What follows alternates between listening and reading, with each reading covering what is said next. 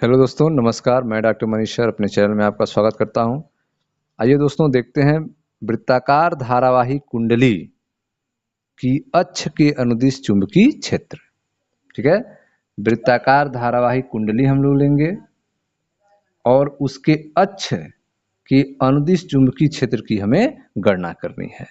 देखें ध्यान से, यह एक वृत्त के आकार का धारावाही कुंडली है। वृत्त के आकार का क्या है? धारावाही कुंडली है, जिसमें देखें यह धारा आई फ्लो हो रही है। इस वृत्त की कुंडली में धारा आई, यहाँ देखें आई लिखा गया है, धारा आई फ्लो हो रही है। ठीक है, इसका कुंडली का बीच का बिंदु हमने ओ लिया और ओ से यक्स दूरी पर, ओ से कितनी दूरी पर? यक्स दूरी पर एक बिंदु पी है। ओ से कितनी दूरी पर? यक्स दूरी पर एक बिंदु पी है, जहां पर हमें चुंबकीय क्षेत्र की तीव्रता ज्ञात करनी है। ठीक है, तो इसके लिए हम पहले करेंगे क्या?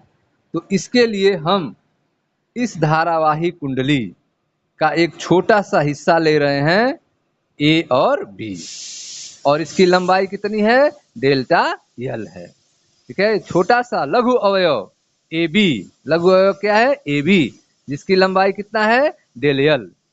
लंबाई कितनी है? डेल यल। ठीक है, तो माना एक वृत्ताकार कुंडली, एक वृत्ताकार कुंडली जिसकी त्रिज्या क्या है? ए है। यहां से यहां तक की त्रिज्या क्या है? स्मॉल ए है।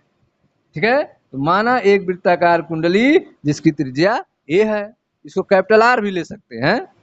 ए है हमने यहाँ लिया, और इसमें धारा आई प्रवाहित हो रही है। धारा कितनी प्रवाहित हो रही है? आई प्रवाहित हो रही है, मान ले रहे हैं।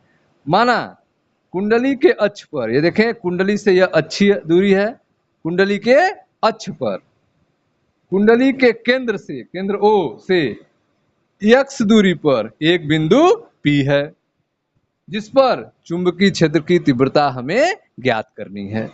बिंदु पी पर क्या ज्ञात करनी है? चुंबकीय क्षेत्र की तीव्रता हमें ज्ञात करनी है, इस धारावाही कुंडली के कारण, जो धारावाही कुंडली के केंद्र ओ से एक्स दूरी पर स्थित है। ठीक है, तो इसके लिए हम करेंगे क्या? तो इसके लिए हम कुंडली को अनेक छोटे छोटे भागों में बांट सकते हैं। कुंडली को अनेक छोटे छोटे अवयवों, एलिमेंट का बना हुआ हम मान सकते हैं। ठीक है, इसमें एक छोटा अवयव लेते हैं ए बी। इसमें एक छोटा सा अवयव ए बी है, जो कागज के तल के लंबवत है। इसमें एक छोटा सा अवयव क्या है? ए बी, जो कागज के तल के लंबवत है, और जिसकी लंबाई कितनी है? डेल यल। जिसकी लंबाई कितनी है? डेल यल। ठीक है, माना बिंदु P से इसकी दूरी कितनी है? R है। बिंदु P से उसकी दूरी कितनी है? डेल यल की R है। ठीक है, तो मान लिया बिंदु P से इसकी दूरी R है। ठीक है, तब बायो सेवर्ट के नियम से, बायो सेवर्ट का नियम हमने आपको पढ़ाया है। बायो सेवर्ट के नियम से धारा अवयव, ठीक है, डेल यल, बायो सेवर्ट के नियम से धारा अवयव के कारण बिंदु P पर चुंबकीय क्षेत्र कितना होगा? तो आप पढ़े हैं कि आइडियल साइन थीटा बटे आर स्क्वायर होगा। ठीक है, तो माना बिंदु P से, बिंदु P से इसकी दूरी, किसकी दूरी? ए बी की, डेल्टा यल की। ठीक है, इसकी दूरी R है, स्मॉल r है। ठीक है, तब बायो सेवर्ट के नियम से, बायो सेवर्ट के नियम से धारा अवयव के कारण बिंदु P पर, बिंदु P पर चुंबकीय क्षेत्र, बिंदु P पर चुंबकीय क्षेत्र की तीव्रता, बिंदु P पर चुंबकीय क्षेत्र की तीव्रता कितनी होगी? तो del B, del B mu 0/4 pi, mu 0/4 pi ideal I delta L sine theta बटे आर स्क्वायर, साइन थीटा बटे आर स्क्वायर। ठीक है, तो बिंदु P पर चुंबकीय क्षेत्र की तीव्रता कितनी होगी, डेल बी, क्योंकि डेल एल के कारण निकाल रहे हैं, डेल्टा एल के लिए निकालते तो डेल्टा बी लिखते, डेल एल है छोटा सा स्मॉल एलिमेंट है, तो इसके लिए चुंबकीय क्षेत्र भी स्मॉल होगा, तो डेल बी बराबर mu 0/4 pi I del L sine theta बटे आर स्क्वायर। ठीक है, यहाँ पे थीटा जो है, ठीक है, यहाँ पे जो थीटा आप देख रहे हैं, ठीक है, यहाँ पे यह जो डेल एल है और आर है इसके बीच का कोण है थीटा। ठीक है, थीटा क्या है, अवयव डेल एल और बिंदु P से मिलाने वाली रेखा के बीच का कोण है। अवयव डेल एल और बिंदु P से जो मिलाने वाली रेखा है इसके बीच का कोण है थीटा, इसके बीच का कोण क्या है, थीटा है। ठीक है, अगर कोण थीटा जो है 90 डिग्री हो जाए तो यह 90 डिग्री इसको दिखा देंगे। यह 90 डिग्री एंगल है किसके बीच में, डेल्टा एल और आर के बीच में। तो थीटा जो है वह अवयव की लंबाई डेल एल और अवयव की बिंदु P से मिलाने वाली रेखा के बीच का कोण है। ठीक है, और यहाँ पर यह कोण कितना है, 90 डिग्री है, यहाँ पर कोण कितना है, 90 डिग्री है। ठीक है, कोण कितना है यहाँ पर, 90 डिग्री है। तो इस कंडीशन में क्या होगा, जब एंगल 90 डिग्री होगा यहाँ पे, तो तब सूत्र जो हो जाएगा आपका वह हो जाएगा डेल बी बराबर mu 0/4 pi, mu 0/4 pi I del L sine 90 degree बटे आर स्क्वायर। साइन 90 डिग्री का मान कितना होता है, 1 होता है, तो क्या हो जाएगा, mu 0/4 pi I del L बटे R square, I del L बटे आर स्क्वायर। ठीक है, तो इस तरह से बिंदु P पर चुंबकीय क्षेत्र का मान कितना होगा, डेल बी बराबर mu 0/4 pi I del L बटे आर स्क्वायर, समीकरण नंबर 1। ठीक है, अब जो है चुंबकीय क्षेत्र डेल बी की दिशा क्या होगी, तो चुंबकीय क्षेत्र डेल बी की दिशा कागज के तल में अवयव डेल एल और रेखा आर के तल के लंबवत दाएं हाथ के पेंच के नियम से आप बता सकते हैं इसकी दिशा को। ठीक है, अब यह जो उत्पन्न चुंबकीय क्षेत्र डेल बी है इसको हम दो घटकों में इसको वियोजित करते हैं। क्या करते हैं, दो घटकों में इसको वियोजित करते हैं, एक लंबवत घटक और एक समांतर घटक। ठीक है, तो डेल बी देखें यहाँ पर, यह जो है आपका डेल बी चुंबकीय क्षेत्र, इधर भी अगर देखा जाए यह हो जाएगा आपका डेल बी जो क्या है, चुंबकीय क्षेत्र। अब इसका दो घटक लेते हैं, एक घटक 90 डिग्री पे होगा, ठीक है, एक घटक 90 डिग्री पे होगा आपका इसका, और एक घटक इधर होगा, इधर होगा। ठीक है, तो इस साइड में जो घटक होगा, मान लेते हैं यहाँ पर जो एंगल बन रहा है वो अल्फा बन रहा है, एंगल कितना बन रहा है इनके बीच में, यहाँ पर भी अल्फा हो जाएगा, अल्फा बन रहा है मान ले रहे हैं। ठीक है, मान लिया कितना कोण बन रहा है, अल्फा। ठीक है, तो 90 डिग्री यह डेल बी है, इसको थीटा के सामने का घटक क्या हो जाएगा, यह हो जाएगा आपका del B cos alpha, del B cos alpha. ठीक है, सामने वाला क्या हो जाएगा, del B sine alpha, del B sine alpha हो जाएगा, क्या हो जाएगा, डेल बी साइन अल्फा हो जाएगा। ठीक है, ठीक उसी तरह से इसको भी आप डिवाइड करें दो पार्ट में, तो इसको भी आप दो पार्ट में डिवाइड करेंगे, एक घटक यह हो जाएगा, यहाँ पर भी एंगल जो होगा वो अल्फा होगा, तो इसका मान हो जाएगा आपका del B cos theta, del B cos alpha, और इसका मान फिर हो जाएगा del B sine alpha, del B sine alpha. तो आप देख रहे हैं यहाँ पर डेल बी साइन अल्फा दो बार आ रहे हैं, और यहाँ पे del B cos alpha, del B cos alpha एक दूसरे के समानांतर हैं, तो ये कैंसिल हो जाएंगे, क्या हो जाएंगे, कैंसिल हो जाएंगे। तो आइए देखते हैं आगे। तो आप देख रहे हैं कि चुंबकीय क्षेत्र डेल बी, चुंबकीय क्षेत्र डेल बी की दिशा क्या होगी?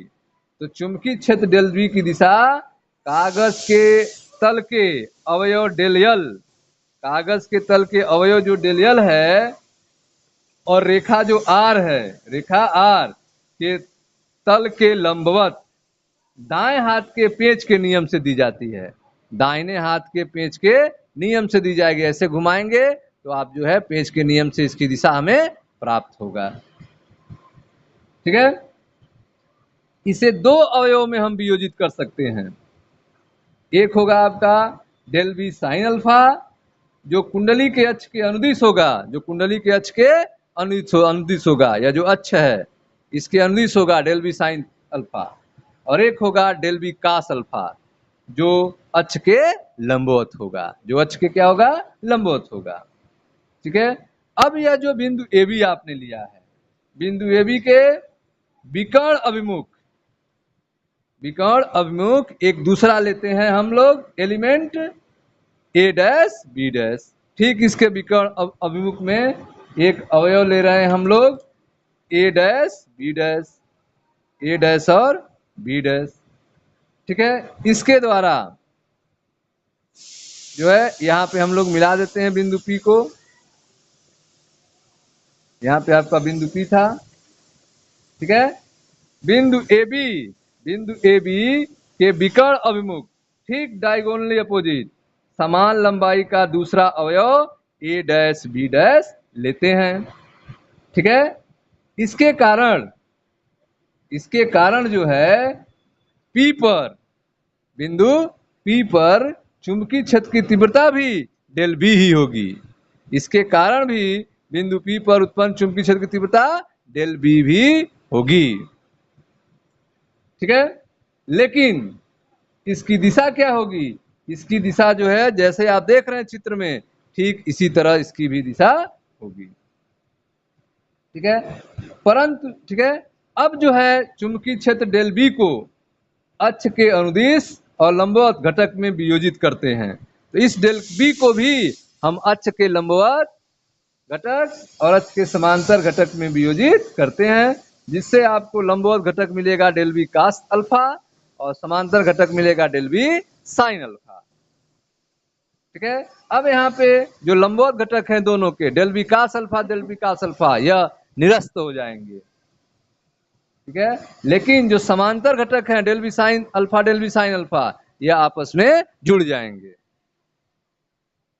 ठीक है, तो आप देख रहे हैं कि चुंबकीय क्षेत्र डेल बी को अक्ष के, ठीक है, को अक्ष के अनुदिश और लंबित घटक में वियोजित करने पर यह पाया जा रहा है कि लंबवत घटक डेल बी कास अल्फा परस्पर निरस्त हो जा रहे हैं, जबकि अक्ष के अनुदिश जो घटक हैं डेल बी साइन अल्फा वह जुड़ जा रहे हैं।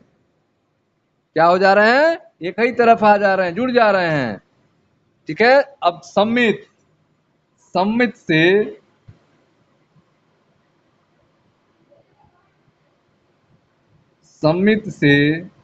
कुंडली के कारण, सममित से कुंडली के कारण चुंबकीय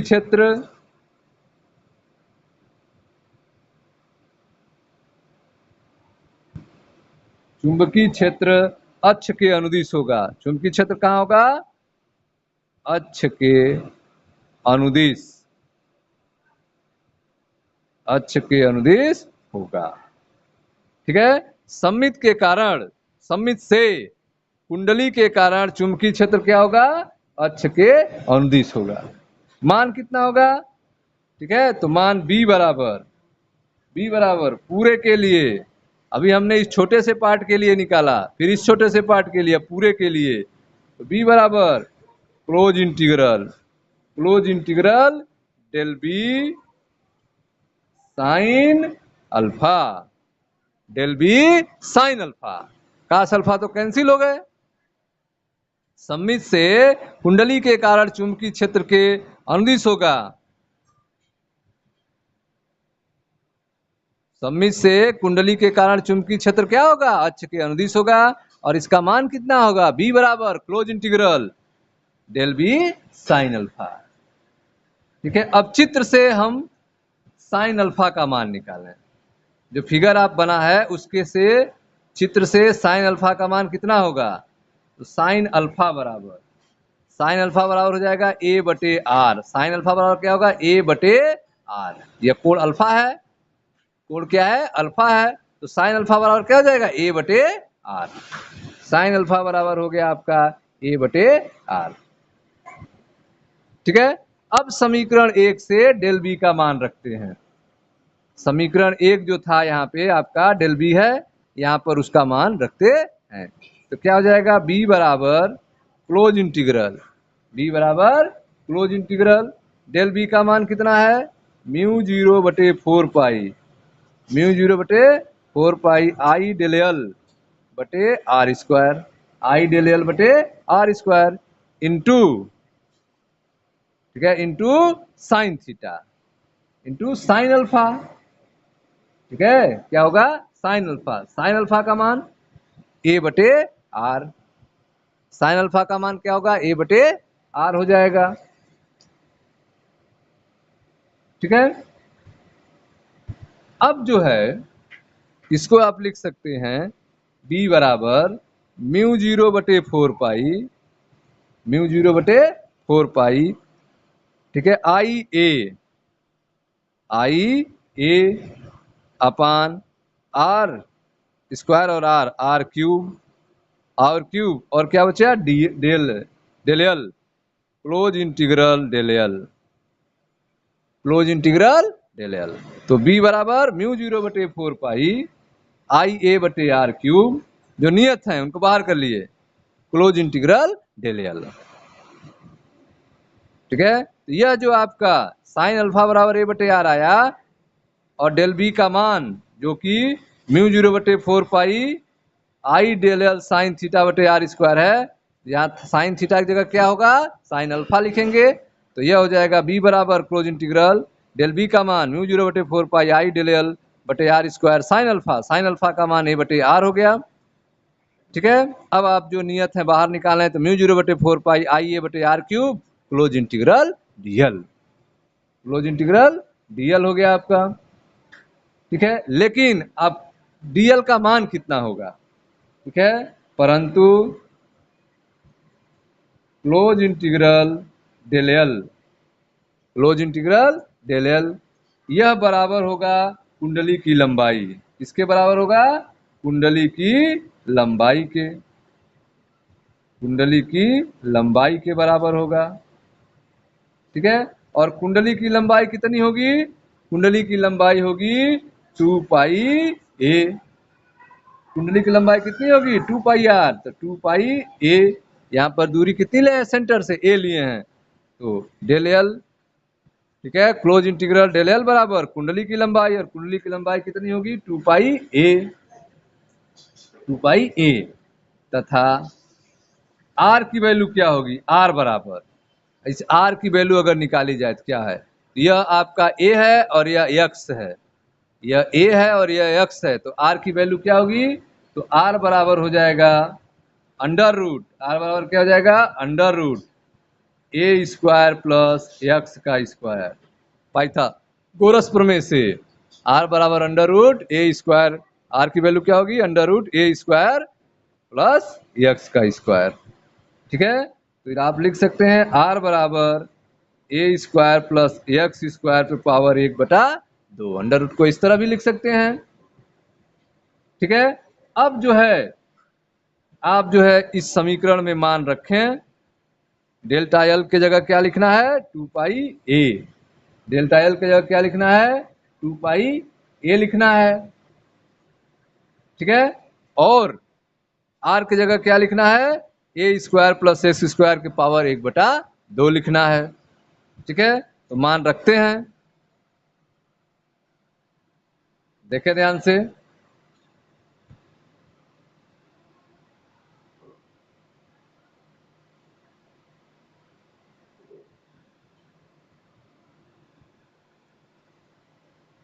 बी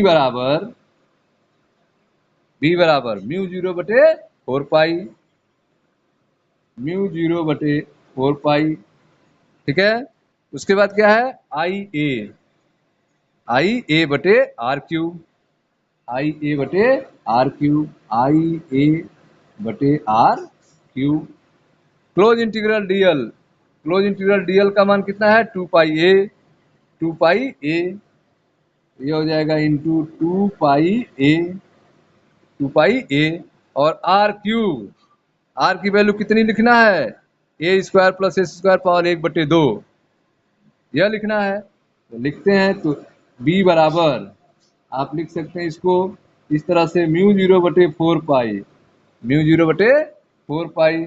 अब 2 पाई और ए स्क्वायर, ठीक है, तो 2 पाई और आई भी है, आई और ए क्या लिख सकते हैं ए स्क्वायर, ठीक है, 2 पाई आई ए स्क्वायर, ठीक है, बटे आर क्यूब। तो आर की वैल्यू पहले लिखें, आर की वैल्यू क्या है a square plus x square का क्यूब, क्यूब है, और पावर 1/2 है, तो 3 इंटू 1/2 क्या हो जाएगा 3/2 हो जाएगा, ठीक है। तो आर की वैल्यू हमने लिख दिया a square plus x square power 1/2, a square plus x square power 1/2 का क्यूब करना था तो क्यूब कर दिए।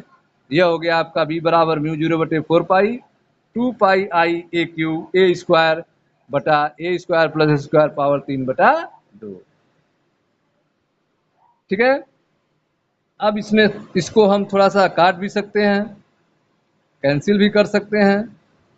देखें ध्यान से, b बराबर 2 पाई से 4 पाई कैंसिल हो जाएगा, ठीक है। तो क्या हो जाएगा ऊपर म्यू 0 आई ए स्क्वायर बटे, ठीक है, यहाँ कितने बार में कटा है 2 बार में, तो 2 a square plus x square power 3/2 ऐसे भी लिख सकते हैं, ठीक है। तो दो तरह से लिखा जा सकता है, mu 0/4 pi, mu 0/4 pi 2 pi I a square बटा a square plus x square power 3/2।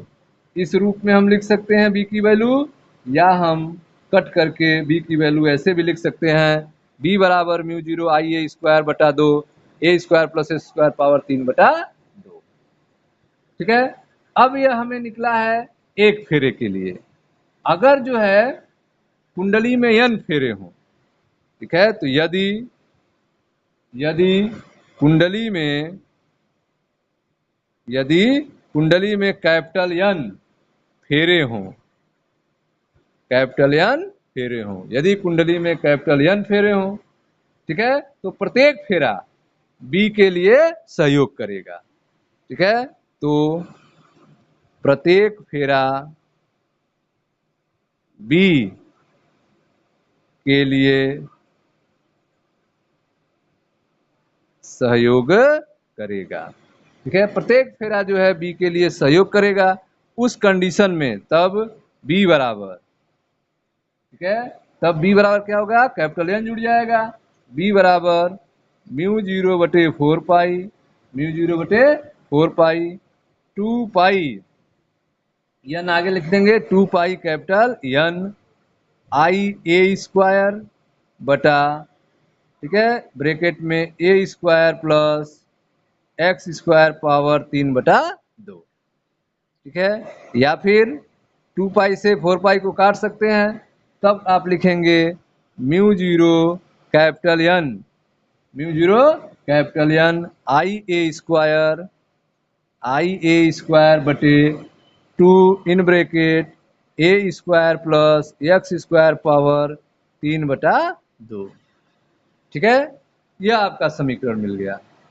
B बराबर वृत्ताकार धारावाही कुंडली के अक्ष के अनुदिश चुंबकीय क्षेत्र, यह आपका वृत्ताकार धारावाही कुंडली है, इसके अक्ष के अनुदिश चुंबकीय क्षेत्र कहां पर बिंदु P पर कितना निकला बी बराबर म्यू 0 आई ए स्क्वायर बटा 2 a square plus A square power 3/2, ठीक है। अगर यह फेरों की संख्या n हो तो b बराबर mu 0/4 pi 2 pi n I a square बटे a square plus x square power 3/2, या mu 0 n I a square बटे 2 a square plus square power 3/2, ठीक है।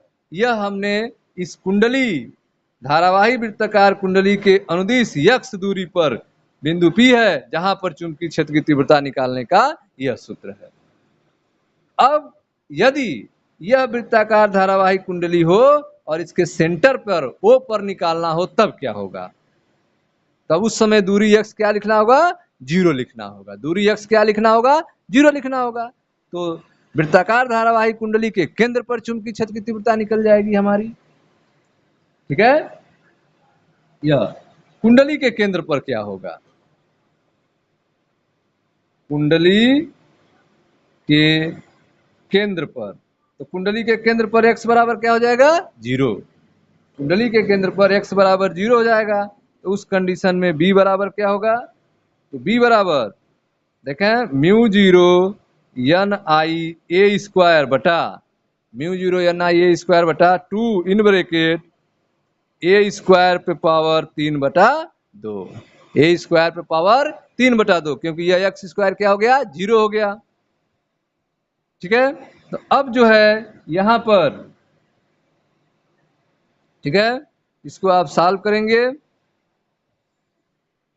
यह हो जाएगा आपका म्यू 0 एन आई बटे 2a, म्यू 0 एन आई बटे 2a हो जाएगा। तो सॉल्व करने पे आएगा म्यू 0 एन आई बटा 2a।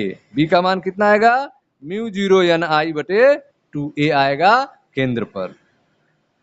ठीक है। तो केंद्र पर चुंबकीय क्षेत्र की तीव्रता कितनी होगी? तो b बराबर म्यू 0 एन आई बटे 2a होगी। ठीक है। b बराबर mu 0 N I a square बटा 2 ए स्क्वायर इंटू 3/2, 2 से 2 कैंसिल हो गया। यह हो जाएगा आपका 2a का क्यूब। ठीक है। तो b बराबर हो जाएगा आपका mu 0 N I a square upon N I a square upon 2 ए पे पावर कितना होगा? 3। ए पे पावर कितना होगा? 3। ठीक है। ए पे पावर होगा 3। ठीक है। अब यहाँ पे 3 है और यहाँ पे कितना है? 2 है। यह ए पे पावर 2, इसमें से ए पे पावर 2 को कैंसिल कर देगा, तो केवल ए बचेगा। तो हो जाएगा b बराबर म्यू 0 एन आई। ठीक है। और नीचे बच गया 2a। तो b बराबर म्यू 0 एन आई बटे 2a। यह कहाँ का है? सेंटर पे, वृत्ताकार धारावाही कुंडली के केंद्र पर चुंबकीय क्षेत्र की तीव्रता b बराबर म्यू 0 एन आई बटे 2a होगा। कब होगा? जब x का मान आप 0 रखेंगे। x का मान 0 रखेंगे तो यहाँ से x स्क्वायर हट जाएगा, तो आपका सूत्र हो जाएगा आपका mu 0 N I a square बटे 2 ब्रैकेट में ए स्क्वायर पावर 3/2। अब ए स्क्वायर पावर 3/2 को हम लिख सकते हैं ए स्क्वायर इंटू 3/2, तो 2 से 2 कैंसिल हो जाएगा, तो ए पे पावर 3 हो जाएगा। ठीक है। तो ए पे पावर 3, अब बाहर 2 है तो 2 ए पे पावर 3 हो गया। ऊपर ए स्क्वायर है, ए स्क्वायर से ए पे पावर 3 में से ए स्क्वायर कैंसिल हो जाएगा, केवल ए बच जाएगा। तो b बराबर म्यू 0 एन आई बटे 2a। यह निकल गया आपका वृत्ताकार धारावाही कुंडली के अक्ष पर चुंबकीय क्षेत्र की तीव्रता। ठीक है। अब जो है वृत्ताकार कुंडली के कारण चुंबकीय बल रेखाएं जो है वृत्ताकार पास बनाती हैं। वृत्ताकार कुंडली जो है के कारण चुंबकीय बल रेखाएं वृत्ताकार पास बनाती हैं। ठीक है। तो वृत्ताकार पास बनाती हैं, जिसको आप चित्र के माध्यम से समझ सकते हैं। देखें ध्यान से, हम फिगर बना रहे हैं। एनसीईआरटी में आपका फिगर दिया हुआ है। यह आपका वृत्ताकार कुंडली है। वृत्ताकार कुंडली है जिसमें करंट जो है फ्लो हो रहा है। अब इसके कारण जो चुंबकीय क्षेत्र बनेगा वह कैसा बनेगा? वृत्ताकार बनेगा। ठीक है। इस तरह से जो चुंबकीय क्षेत्र बनेगा वह आपका वृत्ताकार चुंबकीय क्षेत्र बनेगा, ऊपर भी और नीचे भी। ठीक है। ऊपर भी चुंबकीय क्षेत्र और नीचे भी चुंबकीय क्षेत्र कैसा बनेगा? वृत्ताकार बनेगा। ठीक है। यह जो है इसमें या यहाँ पे यह जो है आपकी चुंबकीय क्षेत्र है। ठीक है। तो वृत्ताकार कुंडली के कारण चुंबकीय बल रेखाएं वृत्ताकार पास बनाती हैं जैसा कि आप चित्र में देख रहे हैं, यह वृत्ताकार पास बनाएंगी। ठीक है, धारा जो है इधर फ्लो हो रहा है। ठीक है, तो चुंबकीय बल रेखाओं की दिशा जो है आप देख सकते हैं वृत्त के आकार में बनेंगे, इस तरह से सर्कुलर शेप में बनेंगे। ठीक है स्टूडेंट्स, तो इस तरह से आपने देखा कि वृत्ताकार धारावाही कुंडली के अक्ष के अनुदिश चुंबकीय क्षेत्र की तीव्रता क्या होगी। तो अक्ष के अनुदिश चुंबकीय क्षेत्र की तीव्रता जो होगी b बराबर μ0/4 पाई 2 पाई NIA स्क्वायर बटे a square plus s square power 3/2 होगा। ठीक है, या फिर μ0 NIA स्क्वायर बटे 2 a square plus a square power 3/2 होगा। सेंटर पे क्या होगा, तो सेंटर पे b बराबर μ0 NI बटे 2a होगा। ठीक है स्टूडेंट्स, थैंक यू।